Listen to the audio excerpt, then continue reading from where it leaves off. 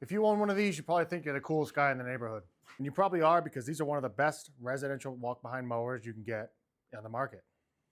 But just like anything else, they need to be tuned up to keep them running in tip-top shape. So that's what we're going to do in today's video, is get this thing tuned up, a yearly service. So if you own one of these, watch this video, because there's a few different things on these that you might not know about.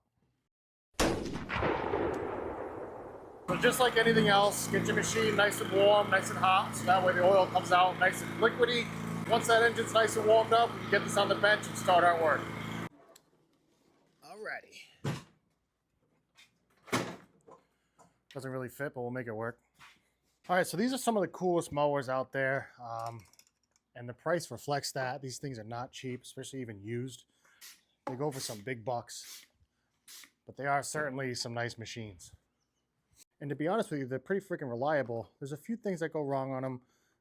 Engine-wise, not so much. You see a lot of problems with the idler pulley on the blade system. But other than that, these things are pretty stout. But with that being said, there are a few key differences on these mowers that you have to be aware of. And we'll get to those, mostly underneath the deck. But for the most part, your general tune-ups are going to be just about the same as any push mower. Air filter, spark plug. These ones do have fuel filters on them. Not that these filters really do anything, but it's on it, so we got to replace it. And I don't know if you've ever looked down one of these filters. Now, obviously, there's filter media in there, but realistically, it's just a mesh. Look at this. I am just struggling like crazy right now. But really, inside these filters is just a small mesh that's meant to filter out larger particles, but definitely not going to filter out small particles.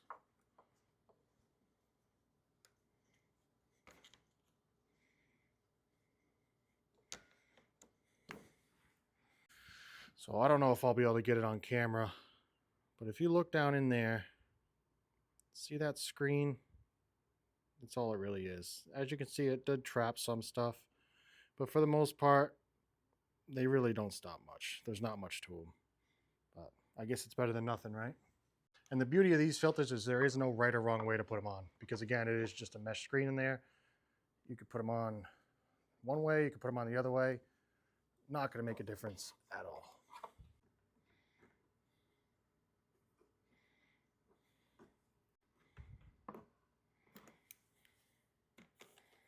Now, one good practice when you're working on these is to take this cover off, because a lot of the times grass gets packed into these, and it's just good to clean it out. Make sure you're good to go for your customer. But also, taking this apart, I'll be able to show you that bearing or the pulley that goes bad all the time. So not too bad on this one. This guy takes really good care of his equipment. So there's just a little bit of stuff we got to get out, but nothing too crazy. Now, these are the bearings I'm replacing all the time. This one, not so much, but it is one of the ones that's on the list. But these ones constantly are blowing apart. When this does go on you, if you have one of these Timemasters, and it will, I can guarantee you that eventually this bearing is going to blow apart. They do sell an upgraded one. It's more of like a commercial style or a commercial quality. Make sure you fork over the extra money and just get that style, because if you just put an OEM bearing back on here, it's going to just blow again eventually. But if you get that upgraded one, the more commercial style one, it's going to last a lot longer, if not indefinitely. So we'll just come in here, we'll blow this all off.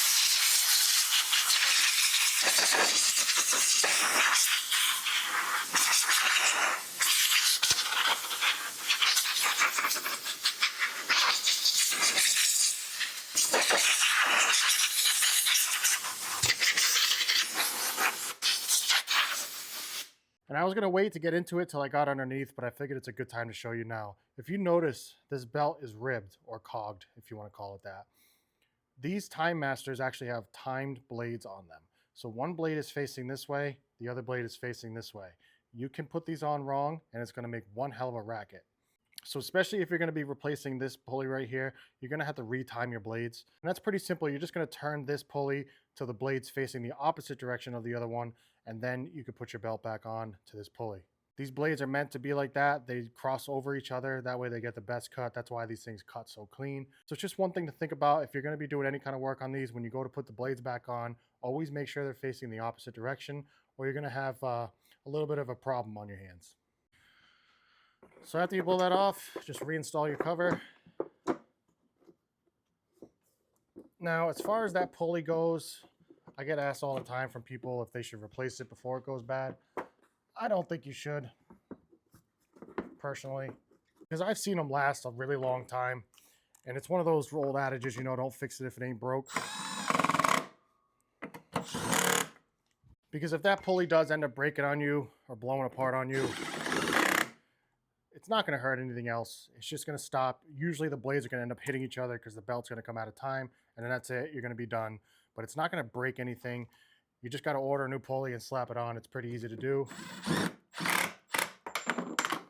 And to be honest with you, we'll probably end up getting one this year because it does happen quite often.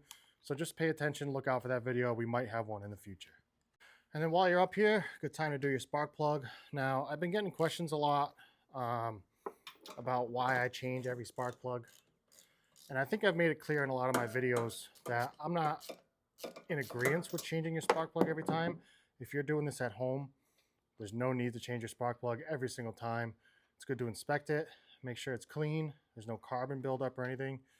Like, this is a plug that I think is perfect. Obviously, you can tell this machine's running correctly. This is a plug I would go back in with. But where I'm running a commercial business here, I like to just make sure everything is good to go, because nothing's worse than comebacks, especially if it was over something like a spark plug.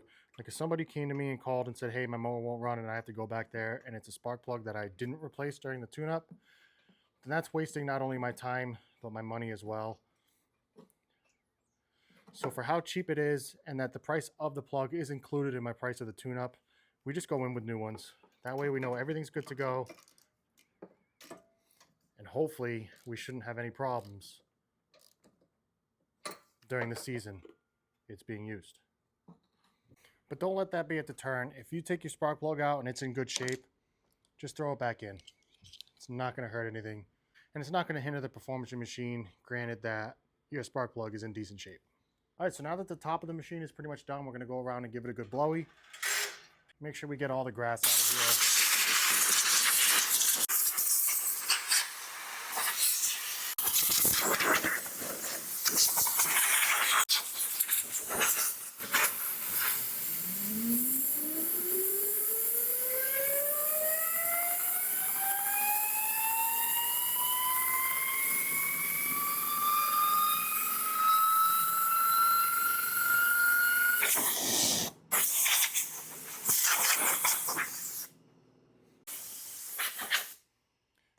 All right, and then the rest we'll get with the pressure washer. So as you can see, like I was saying on top, these blades are timed. So this one's facing this way, this one's facing that way, and that's the way they have to be in order for this to run correctly. So we're going to pop these off.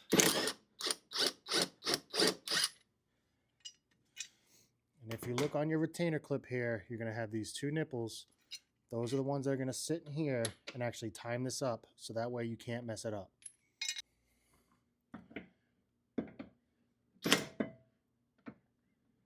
Let's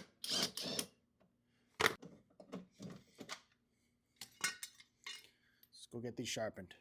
All right, so now that these are sharpened, like I said, you're going to want to make sure this spacer is on here with these two nubs. They're going to go into the spot they're supposed to, like that, and then cinch them down.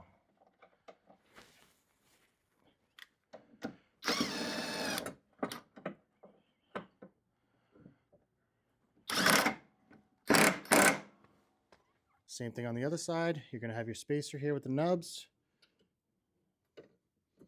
Put it where it belongs. Cinch her down. So again, when you reinstall them, you should have this kind of configuration on your blades where they're opposite directions of each other. All right, and then once you're done with everything, go back in with whatever oil you use. We're going to be using the world's finest 10W30.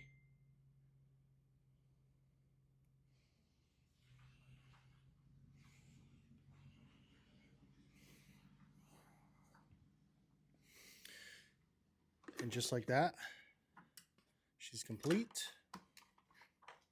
And you've successfully tuned up your Toro Timemaster. That's realistically all you have to do on these machines. Very simple. Just again, make sure the blades go back in the right spot. Make sure that pulley's in good shape and not blown apart. Just double check it. But these are fantastic machines. If you own one, you're lucky, because these things are worth their weight in gold.